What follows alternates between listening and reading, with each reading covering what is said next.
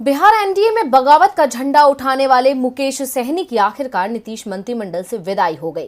केवल 496 दिनों तक अपने पद पर रहने वाले मुकेश सहनी की राजनीति को अब बड़ा झटका लगा है, क्योंकि बीजेपी के दबाव से ना नीतीश कुमार उनका साथ देने खड़े हुए, ना उनकी अपनी पार्टी के लोग। मंत्रिमंडल से निकाले जाने के अपमान के बाद अब क्या होगा मुकेश सहनी का अगला कदम? क्या छोटे दलों को बेइज्जत करने का खामियाजा उठाएगी बीजेपी?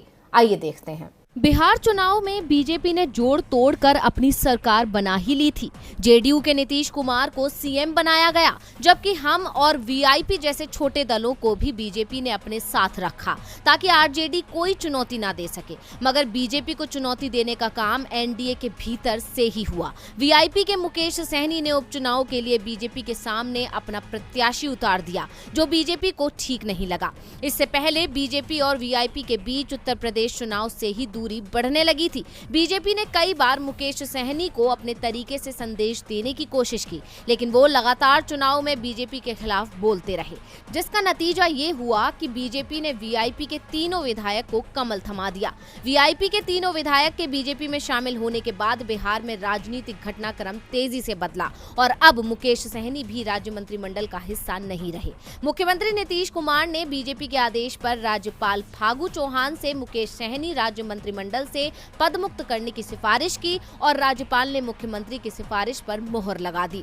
इस तरह एनडीए सरकार में शामिल वीआईपी के प्रमुख मुकेश सहनी केवल 496 दिन ही मंत्री पद पर रह सके। उन्हें बीजेपी के कहने पर ही नीतीश सरकार में मंत्री बनाया गया था और अब बीजेपी के कहने पर ही उन्हें हटा दिया गया।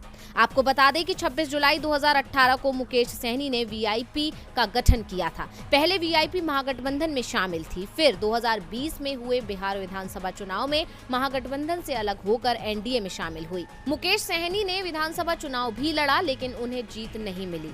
फिर भी विधान परिषद के जरिए वो 17 नवंबर 2020 को नीतीश मंत्रिमंडल में पशुपालन मंत्री बने। आपको बता दें कि नीतीश कैबिनेट में मंत्री बनने के बाद भी सहनी उत्तर प्रदेश में हो रहे चुनाव में भाजपा के खिलाफ पहुंच गए थे। पहली बार जब वो फूलन देवी की मूर्ति पर माला अर्पण करने यूपी गए तो उन्हें एयरपोर्ट से वापस आना पड़ा था, जिसके बाद चुनाव प्रचार में सहनी ने बीजेपी पर जमकर प्रहार करते हुए कहा था कि निषाद समाज का बीजेपी शोषण कर रही है। उन्होंने यूपी चुनाव में बीजेपी के खिलाफ वोट देने की भी अपील की थी। यहीं से बीजेपी और वीआईपी के बीच दूरी शुरू हुई और दोनों एक दूसरे के निशाने पर चले गए। नतीजा ये हुआ कि यूपी चुनाव खत्म होते ही वीआईपी के सभी विधायक बीजेपी में शामिल हो गए, तो मुकेश सहनी को अब अपने मंत्री पद से भी हाथ धोना पड़ा। मुकेश सहनी अब केवल विधान पार्षद ही रह गए हैं। विधान परिषद का कार्यकाल भी इसी साल 21 जुलाई को समाप्त हो रहा है। मुकेश सहनी के कार्यकाल को लेकर भाजपा प्रदेश अध्यक्ष डॉक्टर संजय जायसवाल ने नाराजगी व्यक्त करते हुए ये कहा है कि मत्स्यजीवी समाज के लिए जितना नुकसान मंत्री मुकेश सहनी ने किया है, उतना पहले कभी नहीं हुआ है।